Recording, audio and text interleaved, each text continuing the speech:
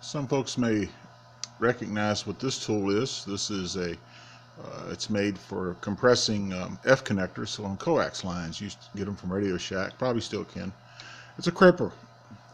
What I did is I welded a bolt and then ground it kind of round to this outer, and I can still use it to crimp 75 ohm cable anyway, which I never have crimped the smaller. Welded a bolt in here and rounded it out with a file, and I did that so I could make that. That is to prevent the hose from blowing off the lines. So I need to make. I've modified a couple. I've had to cut my tubing in a couple places, and this is my best attempt at an attempt to create that ridge that the clamp will. When you push the silicone hose up, you put a clamp behind it, and with any kind of luck, it won't try to blow over top of that.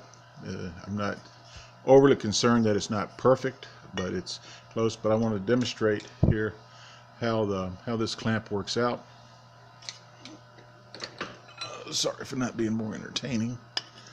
Basically, I come into here and I place it. I can't see jack.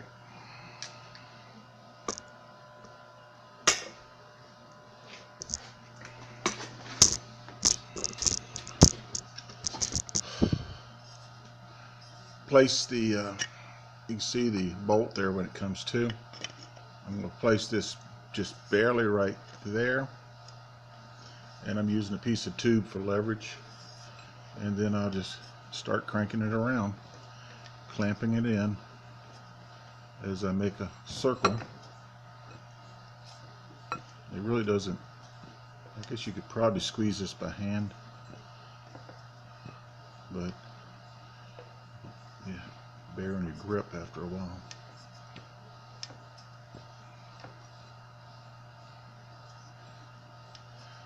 And like I said, I'm using a cheater bar on the handle. I've got this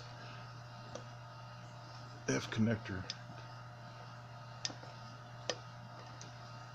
device clamped in a vise to hold it in one place.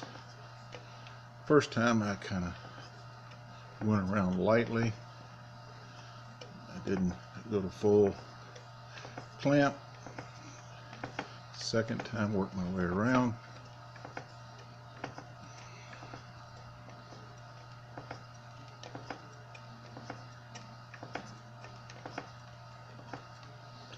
I think this can be done a lot easier if you have a bead roller, but if you ain't got a bead roller, this works.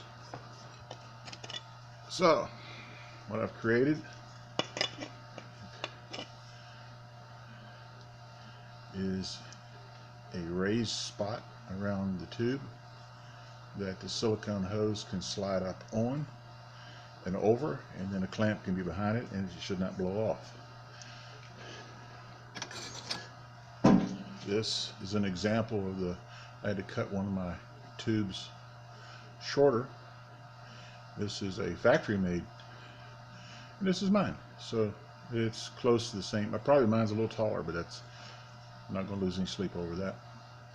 Now I've got to cut my tube, and I need to make splices out of this 2-inch, hence the reason for the video. Another view of my poor man's, I guess, ridge maker, or whatever you want to call it. You might say, well, you know, one of these doesn't cost that much. Go ahead and buy one. Well, I don't have one.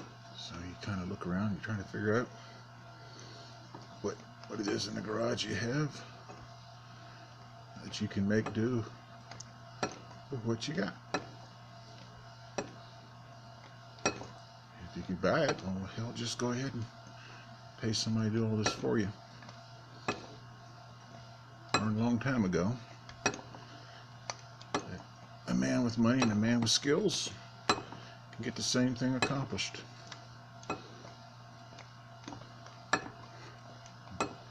I haven't got a whole lot of skills. God knows I don't have a whole lot of money.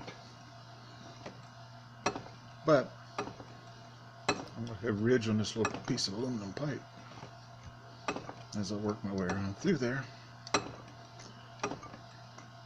and create it. It's not that difficult to do. And yes, I did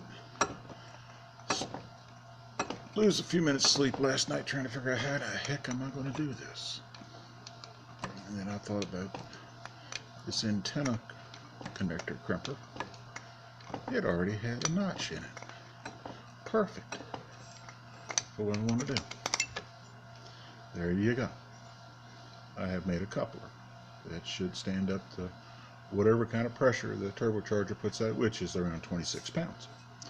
Thanks for watching.